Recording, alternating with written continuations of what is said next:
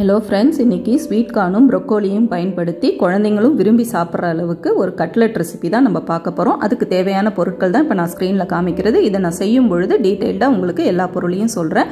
இப்போ இதுக்கு ஒரு சின்ன சைஸ் ப்ரொக்கோலியை சாப்பரை பயன்படுத்தியோ இல்லை நீங்கள் எவ்வளோ பொடியாக நறுக்க முடியுமோ அவ்வளோ பொடியாக நறுக்கி எடுத்து வச்சுக்கோங்க. அப்போ தான் நமக்கு பிரிஞ்சு வராமல் இருக்கும் கட்லெட்டு.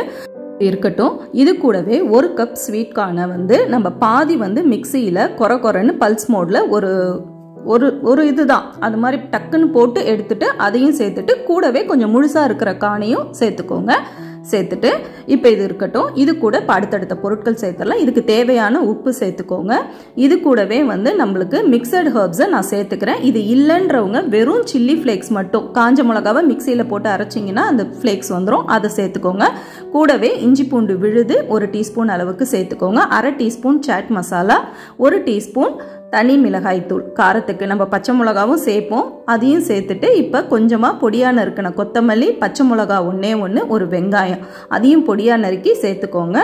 இது கூடவே இப்போ நம்ம பிரெட் கிரம்ஸுக்கு பதிலாக ரவையை நான் பயன்படுத்துகிறேன். ரவை 2 டேபிள் ஸ்பூன் அளவுக்கு ரவை சேர்த்துக்கோங்க. பிரெட் கிரம்ஸ் இல்லாத இடத்துல இதை நம்ம சேர்த்து செய்யலாம், நல்லாவே கிறிஸ்பாக வரும்.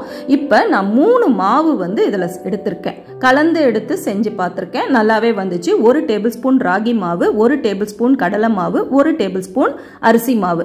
இது எதுவுமே இல்லை எனக்கு ஒரே மாவாக நான் சேர்த்துக்கிறேன்னா கூட நீங்கள் கோதுமை மாவோ இல்லை அரிசி மாவோ இல்லை ராகி மாவோ இல்லை கடலை மாவோ ஏதோ ஒன்று உங்கள் விருப்பத்துக்கு நீங்கள் ஒரு மாவாக கூட நீங்கள் சேர்த்துக்கலாம். இப்ப தண்ணி எதுவுமே சேர்க்காம நல்லா இப்ப நம்ம கையை வச்சு நல்லா பிசைஞ்சு விடலாம்.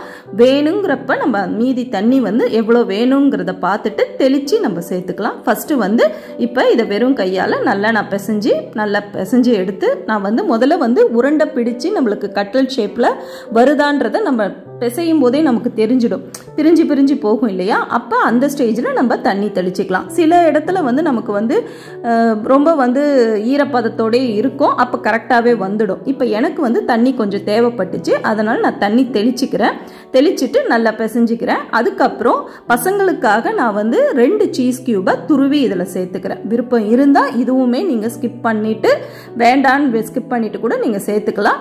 அது அவங்கவுங்க விருப்பம் தான். இப்போ எனக்கு கரெக்டாக இந்த பதம் வந்துருச்சு. இப்போ நான் எண்ணெயில் போட்டு ஷாலோ ஃப்ரை தான் பண்ண போகிறேன்.